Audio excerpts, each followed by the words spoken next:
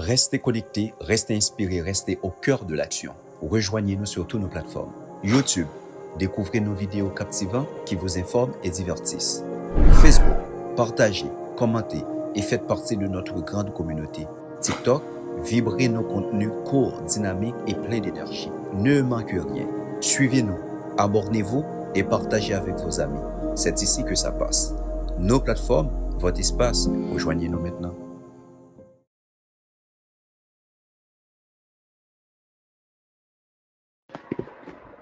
Comprendre parole là. Comprendre parole là, somme frère mieux. C'est une émission radio, télévision nourriture spirituelle. Mettez pour tout fidèle auditeur, auditrice, téléspectateur et téléspectatrice liyo, une façon pour nous capables de méditer sur texte l'église maman nous proposer nous chaque jour. Jeudi c'est mercredi 12 mars 2025. Nous joignons la première lecture nous dans Jonas 3, les versets 1 à 10. Et nous avons médité dans le psaume 50. Et l'évangile là, nous joignons dans Luc 11, versets 29 à 32. Mon Dieu grand maître, chaque jour, ben nous parole. Une façon pour nous capables de méditer. Et dans chaque parole, ça, nous devons tirer une leçon de morale pour nous vivre avec l'autre monde qui entoure nous sous terre. Tant pis, aidez-nous vivre bien pour que terre soit capable de transformer et pour nous vivre d'une autre façon, surtout dans le temps carême ça. Nous prions dans nos petits Jésus, lui-même qui vivre ensemble avec vous, hier, jeudi, et pour tout en temps. Amen. Lecture du livre du prophète Jonas. La parole du Seigneur fut adressée à Jonas. Lève-toi, va à Ninive, la grande ville païenne, proclame le message que je te donne sur elle. Jonas se leva et partit pour Ninive, selon la parole du Seigneur. Or, Ninive était une ville extraordinairement grande. Il en fallait 3 jours pour la traverser. Jonas l'a parcouru une journée à peine en proclamant: encore 40 jours et Ninive sera détruite. Aussitôt, les gens de Ninive crurent en Dieu.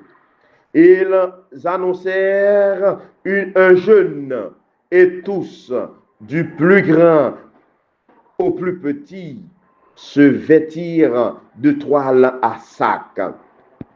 La chose arriva jusqu'au roi de Ninive. Il se leva de son trône, quitta son manteau, se couvrit d'une toile à sac et s'assit sur la cendre. Puis il fit crier dans Ninive ce décret du roi et de ses grands: hommes et bêtes, gros et petits bétail, ne coûteront à rien, ne mangeront pas et ne boiront pas. Hommes et bêtes, on se couvrira de toile à sac, on criera vers un Dieu de toute sa force, chacun se détournera de sa conduite mauvaise et de ses actes de violence. Qui sait si Dieu ne se ravisera pas et ne se repentira pas, s'il ne reviendra pas de l'ardeur de sa colère? Et alors nous ne périrons pas. En voyant leur réaction et comment ils se détournaient de leur conduite mauvaise, Dieu renonça au châtiment dont il les avait menacés. Parole du Seigneur. Nous rendons grâce à Dieu. Tu ne repousses pas, ô mon Dieu, un cœur brisé et broyé. Pitié pour moi, mon Dieu, dans ton amour. Selon ta grande miséricorde, efface mon péché. Lave-moi tout entier de ma faute. Purifie-moi de mon offense. Tu ne repousses pas, ô mon Dieu, un cœur brisé et broyé. Crée en moi un cœur pur, ô mon Dieu, renouvelle et raffermis au fond de moi mon esprit. Ne me chasse pas loin de ta face, ne me reprends pas ton Esprit Saint. Tu ne repousses pas, ô mon Dieu, un cœur brisé et broyé. Si j'offre un sacrifice, tu n'en veux pas. Tu n'acceptes pas d'holocauste. Le sacrifice qui plaît à Dieu, c'est un esprit brisé. Tu ne repousses pas, ô mon Dieu, un cœur brisé et broyé. Tu ne repousses pas, ô mon Dieu, un cœur brisé et broyé. Évangile de Jésus-Christ selon saint Luc. En ce temps-là, comme les foules s'amassaient, Jésus se mit à dire, cette génération est une génération mauvaise. Elle cherche un signe, mais en fait de signe, il ne lui sera donné que le signe de Jonas. Car Jonas a été un signe pour tous les habitants de Ninive. Il en sera de même avec le Fils de l'homme pour cette génération. Lors du jugement, la reine de Saba se dressera en même temps que les hommes de cette génération et elle les condamnera. En effet, elle est venue des extrémités de la terre pour écouter la sagesse de Salomon. Et il y a ici bien plus que Salomon. Lors du jugement, les habitants de Ninive se lèveront en même temps que cette génération et ils la condamneront. En effet, ils se sont convertis en réponse à la proclamation faite par Jonas. Et il y a ici bien plus que Jonas. Acclamons la parole du Seigneur. Louange à toi, Seigneur Jésus. Frère Maximio,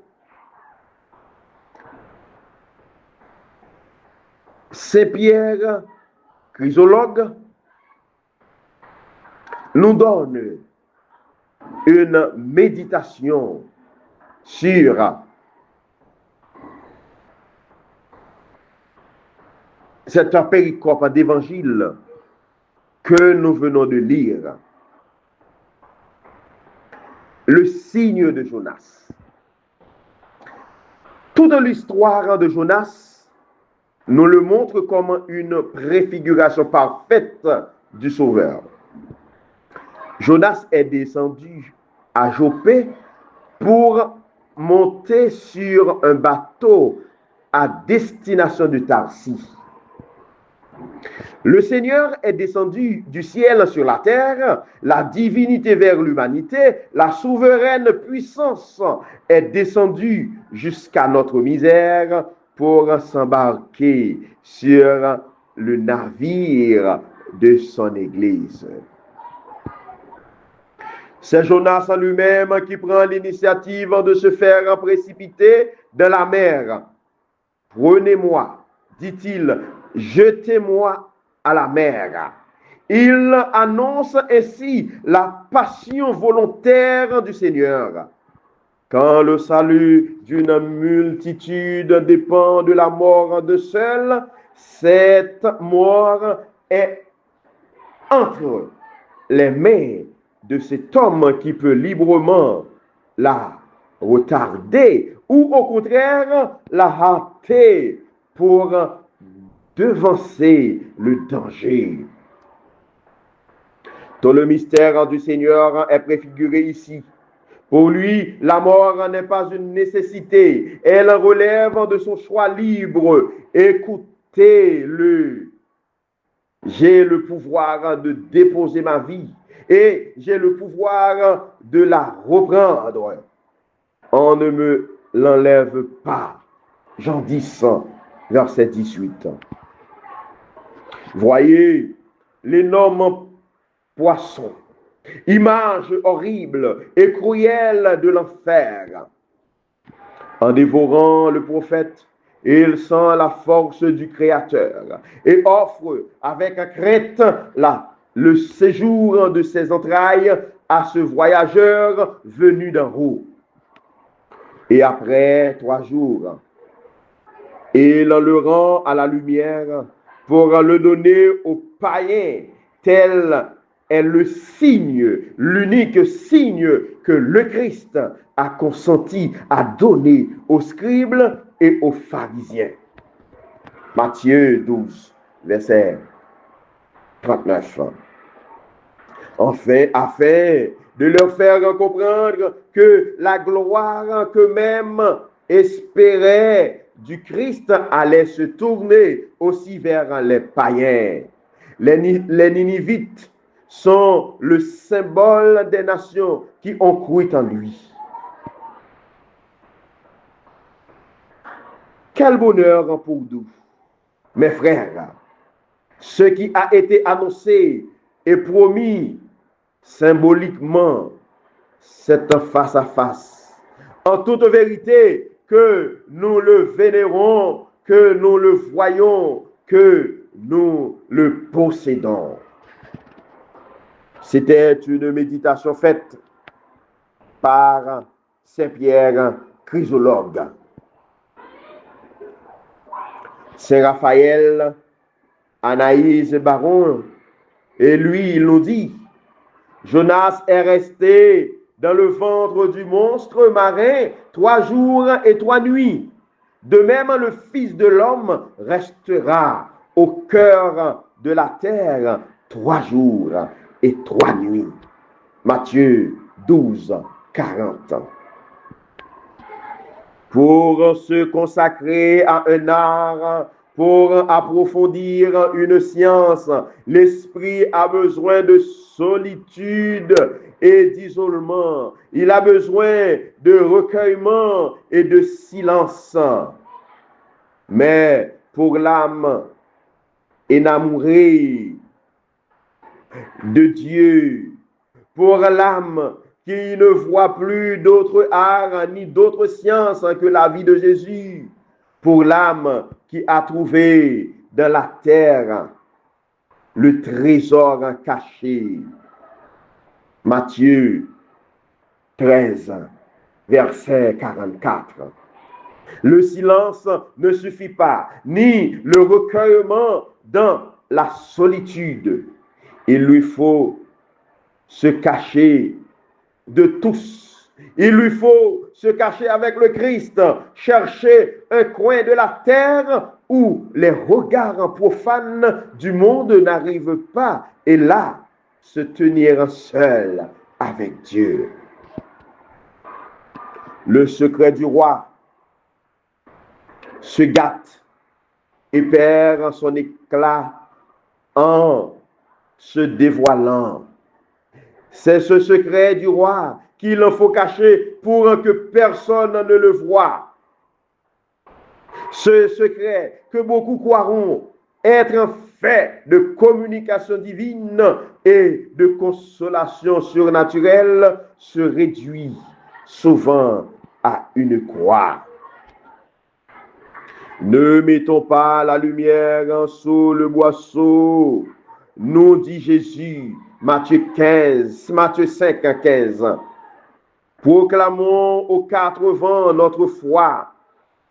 Remplissons le monde de cris d'enthousiasme pour un Dieu si bon. Ne nous lassons pas de prêcher son évangile et de dire à tous ceux qui veulent nous entendre que le Christ est mort et mort, cloué sur le bois, qu'il est mort pour moi, pour toi, pour celui-là.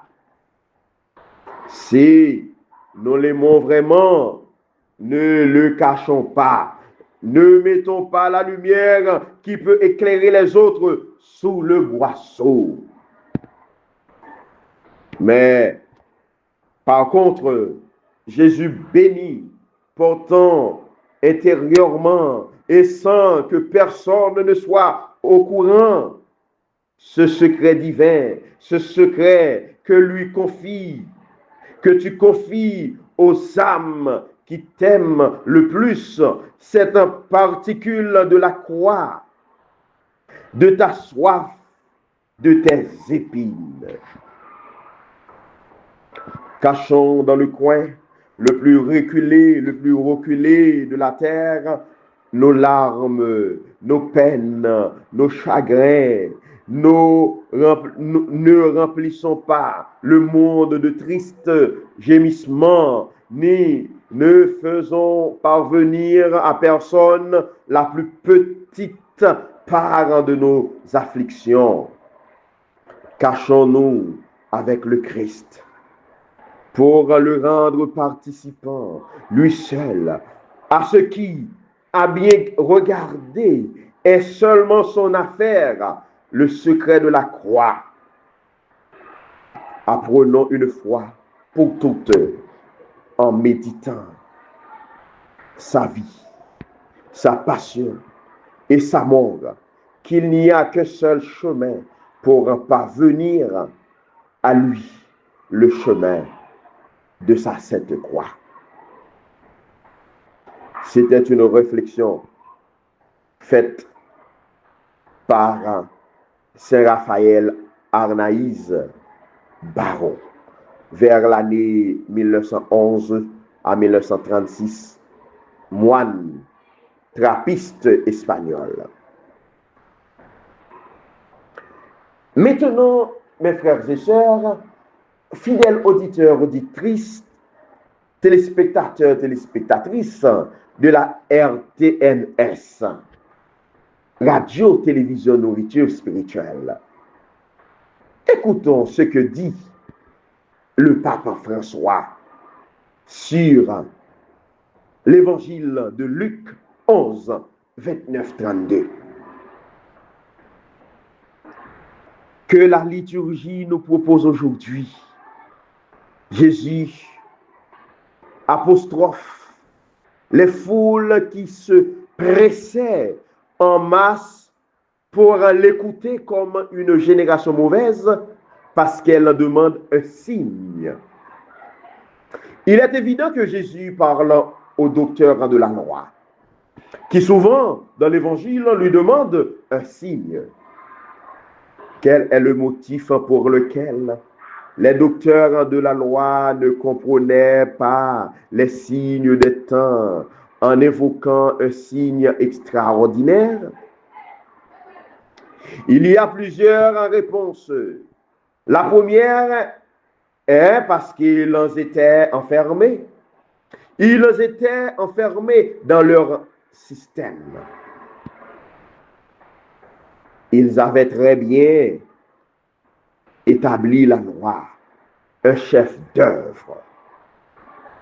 Tous les Juifs en savaient ce que l'on pouvait faire, ce que l'on ne pouvait pas faire et jusqu'où on pouvait aller.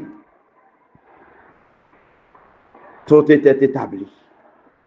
Mais Jésus les déroute en faisant les choses étrangères.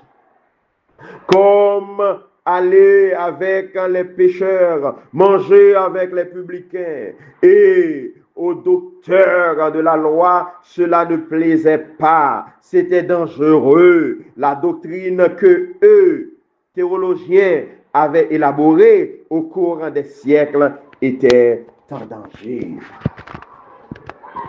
La deuxième réponse à l'interrogation initiale doit être reconduite au fait qu'ils avaient oublié qu'ils étaient un peuple en marche. Et quand on est en marche, on trouve toujours des choses nouvelles, des choses que l'on ne connaît pas. Et il devait assumer ces choses dans un cœur fidèle au Seigneur, dans la loi. Mais dans ce cas également, un chemin n'est pas absolu en soi. C'est le chemin vers un objectif, vers la manifestation définitive du Seigneur. Toute la vie est un chemin vers la plénitude de Jésus-Christ. C'est un chemin vers Jésus qui reviendra dans la gloire comme l'avaient dit les anges aux apôtres le jour de l'ascension. Cette génération cherche un signe, mais aucun signe ne lui sera donné, sinon le signe de Jonas, c'est-à-dire le signe de la résurrection, de la gloire, de l'eschatologie vers laquelle nous sommes en marche. C'est pour cette raison que Jésus les qualifie de génération mauvaise, dans la mesure où ils n'ont pas compris que la loi qu'ils conservaient et aimaient était une pédagogie à l'égard de Jésus-Christ. Si la loi ne conduit pas à Jésus-Christ, si elle ne nous rapproche pas de Jésus-Christ, elle est morte. D'où la consigne finale de réfléchir sur ce thème, de s'interroger sur deux aspects et se demandant, suis-je attaché à mes possessions, à mes idées? Suis-je enfermé ou suis-je ouvert à Dieu? Des surprises.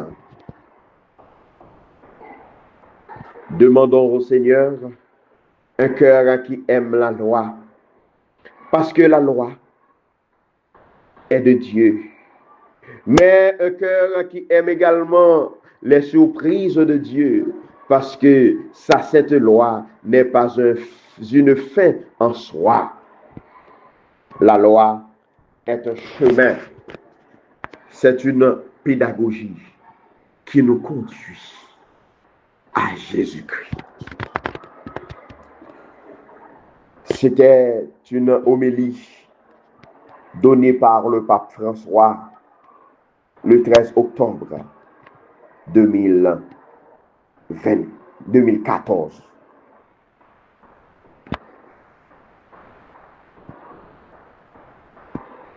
Et maintenant, frères et sœurs bien-aimés, amis, fidèles, auditeurs, auditrices, téléspectateurs, téléspectatrices de la RTNS, pour finir, écoutons une homélie faite par le révérend Père Étienne Némi, CSSP, un théologien contemporain. Savoir reconnaître sa faute et demander pardon, c'est la première étape vers la conversion. Et notre difficulté à nous convertir commence toujours par la difficulté que nous avons à reconnaître nos torts et à demander pardon. De celui qui n'est pas capable de reconnaître ses torts, inutile d'attendre le moindre repentir, la moindre conversion. Comment peut-on détourner une conduite qu'on ne reprouve pas? En effet, pour se détourner d'une conduite, il faut au préalable reconnaître qu'elle est mauvaise. C'est ce que font les habitants de Ninive à la prédication de Jonas. Sommes-nous toujours capables de reconnaître que notre conduite est mauvaise sans chercher de faux fuyants? Généralement, nous avançons plusieurs raisons pour ne pas reconnaître que notre conduite est mauvaise. Il nous arrive de trouver que ce sont les autres qui sont la cause de notre mauvaise conduite. Il nous arrive de dire qu'on ne pouvait pas faire autrement. Il nous arrive de nous justifier en disant qu'on n'est pas le seul à le faire ou que d'autres font pire que nous. Chaque fois qu'une de ces raisons ou d'autres encore sont avancées, il en devient évident que la conversion n'est pas pour bientôt. Le temps de carême peut être pour nous le moment favorable pour en reconnaître enfin dans notre vie, dans notre comportement, tout ce qui n'est pas bon, tout ce qui n'est pas vrai, tout ce qui blesse et choque le Seigneur et nos frères et sœurs, tout ce qui les dérange. Et, si possible, demander pardon. Confions au Seigneur, lui qui ne rejette pas le pécheur, qui se tourne vers lui, notre difficulté à reconnaître nos fautes.